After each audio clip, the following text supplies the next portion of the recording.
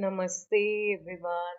A very warm welcome to Multidimensional Soul YouTube channel. This is Akanksshaa. We covered a lot of topics on this channel, and some of you may be familiar with our podcast. We have had guests from across the world on this podcast.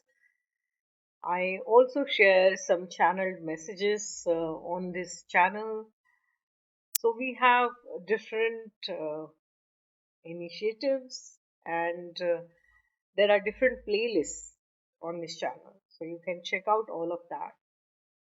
This particular initiative is created as a tribute to my son and spirit guide Arnav.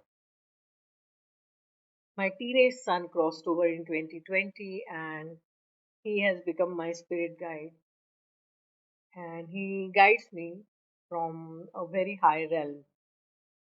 In this particular audio books, audio lectures kind of series, we take some books and lectures and articles and talks of ascended masters, and we share them in the audio format.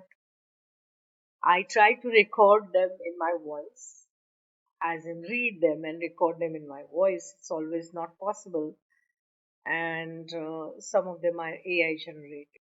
The intention is to spread the wisdom and knowledge which has been there since ancient times from spirituality perspective, from the perspective of oneness. Whether it's a podcast, whether it's an audio book, or any other videos on this channel. If you're tuning in, the intention is that you receive all the love, light, wisdom, knowledge, peace, bliss, abundance, and prosperity. So, thank you so much for tuning in and absorbing all of this and spreading all of this. If you are new here, subscribe to my channel. If you have already subscribed, welcome back. Now, we will move to the audio lecture or article or talk for today. Lots of love. Namaste. To know what you are, find what you are not. By Nisargadatta Maharaj. Questioner, your way of describing the universe as consisting of matter, mind, and spirit is one of the many. There are other patterns to which the universe is expected to conform, and one is at a loss to know which pattern is true and which is not. One ends in suspecting that all patterns are only verbal and that no pattern can contain reality. According to you, reality consists of three expanses: the expanse of matter-energy, Mahadakash, the expanse of consciousness, Chidakash, and of pure spirit, Paramakash. The first is something that has both movement and inertia. That we perceive. We also know that we perceive, we are conscious and also aware of being conscious. Thus, we have two, matter-energy and consciousness. Matter seems to be in space while energy is always in time, being connected with change and measured by the rate of change. Consciousness seems to be somehow here and now, in a single point of time and space. But you seem to suggest that consciousness too is universal, which makes it timeless, spaceless and impersonal. I can somehow understand that there is no contradiction between the timeless and spaceless and the here and now, but impersonal consciousness I cannot fathom. To me, consciousness is always focalized, centered, individualized, a person. You seem to say that there can be perceiving without a perceiver, knowing without a knower, loving without a lover, acting without an actor. I feel that the trinity of knowing, knower and known can be seen in every movement of life. Consciousness implies a conscious being, an object of consciousness and the fact of being conscious. That which is conscious I call a person. A person lives in the world, is a part of it, affects it, and is affected by it. Maharaj, why don't you inquire how real are the world and the person? Questioner, oh, no. I need not inquire. Enough if the person is not less real than the world in which the person exists. Maharaj, then what is the question? Questioner, are persons real, and universals conceptual, or are universals real and persons imaginary? Maharaj, neither are real. Questioner, surely, I am real enough to merit your reply and am a person. Maharaj, not when asleep. Questioner, submergence is not absence. Even though asleep, I am. Maharaj, to be a person you must be self-conscious. Are you so always? Questioner, not when I sleep, of course, nor when I am in a swoon, or drugged. Maharaj, during your waking hours are you continually self-conscious? Questioner, no, sometimes I am absent-minded, or just absorbed. Maharaj, are you a person during the gaps in self-consciousness? Questioner, of course I am the same person throughout. I remember myself as I was yesterday and yesteryear, definitely, I am the same person. Maharaj, so, to be a person, you need memory? Questioner, of course. Maharaj, and without memory, what are you? Questioner, incomplete memory entails incomplete personality. Without memory I cannot exist as a person. Maharaj, surely you can exist without memory. You do so, in sleep. Questioner, only in the sense of remaining alive. Not as a person. Maharaj, since you admit that as a person you have only intermittent existence, can you tell me what are you in the intervals in between experiencing yourself as a person? Questioner, I am, but not as a person. Since I am not conscious of myself in the intervals, I can only say that I exist, but not as a person. Maharaj, shall we call it impersonal existence? Questioner, would call it rather unconscious existence. I am, but I do not know that I am. Maharaj, you have said just now, I am, but I do not know that I am. Could you possibly say it about your being in an unconscious state? Questioner, no, I could not. Maharaj, you can only describe it in the past tense, I did not know. I was unconscious, in the sense of not remembering. Questioner, having been unconscious, how could I remember and what? Maharaj, were you really unconscious, or do you just not remember? Questioner, how am I to make out? Maharaj, consider. Do you remember every second of yesterday? Questioner, of course, not. Maharaj, were you then unconscious? Questioner, of course, not. Maharaj, so, you are conscious and yet you do not remember? Questioner, yes. Maharaj, maybe you were conscious in sleep and just do not remember. Questioner, no, I was not conscious. I was asleep. I did not behave like a conscious person. Maharaj, again, how do you know? Questioner, I was told so by those who saw me asleep. Maharaj, all they can testify to is that they saw you lying quietly with closed eyes and breathing regularly. They could not make out whether you were conscious or not. Your only proof is your own memory. A very uncertain proof it is. Questioner, yes, I admit that on my own terms I am a person only during my waking hours. What I am in between, I do not know. Maharaj, at least you know that you do not know. Since you pretend not to be conscious in the intervals between the waking hours, leave the intervals alone.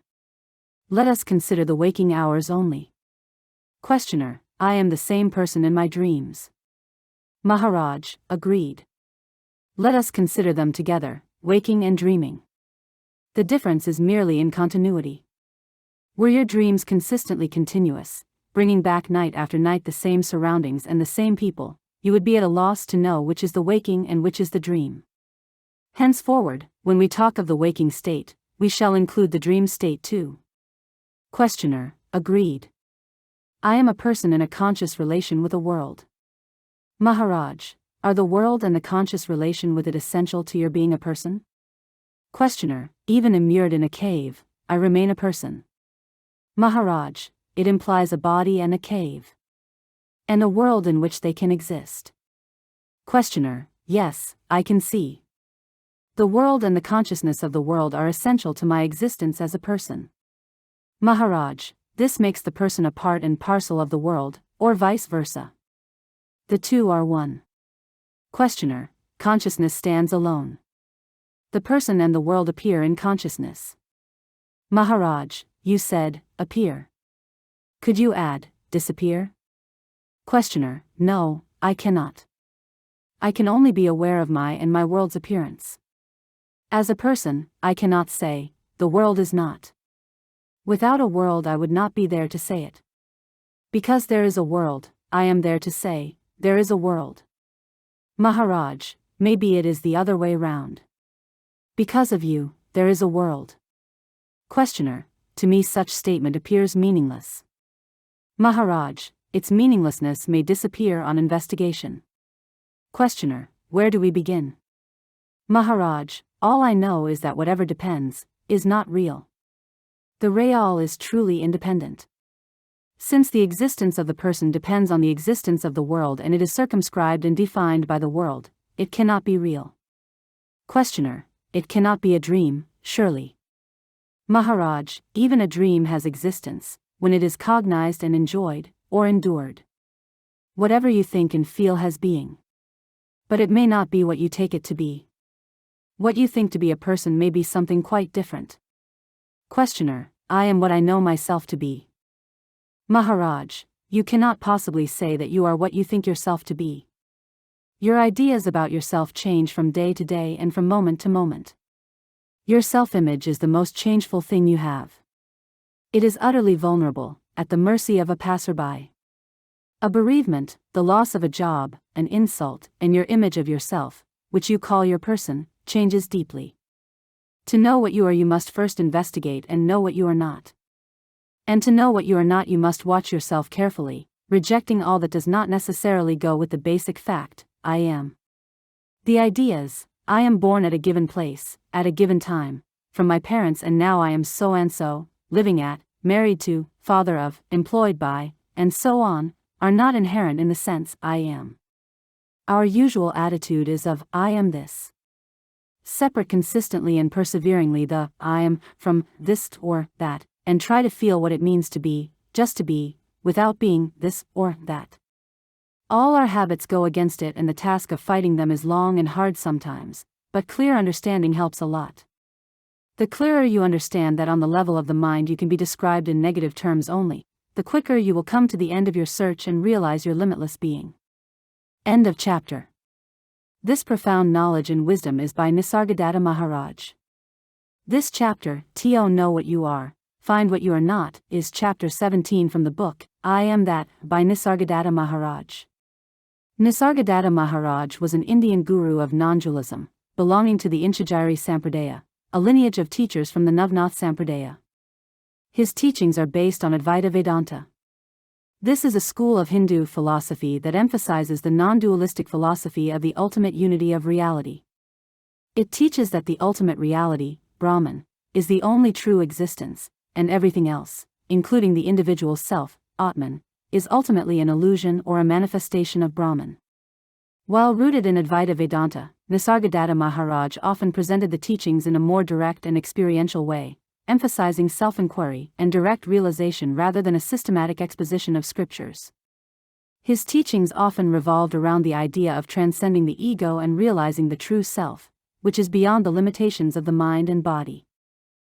This is a series of audiobooks and insightful lectures brought to you by Akanksshaa, dedicated to exploring timeless wisdom and spiritual teachings. Each recording is generated with love, honoring my journey and my connection with higher guidance, especially in tribute to my son Arnav, who now guides me from beyond. May these words awaken the divine love within you, bring you peace and inspiration on your own path, and may divine light within shine bright. May whatever merit arises from these readings be for the benefit of all sentient beings. Namaste.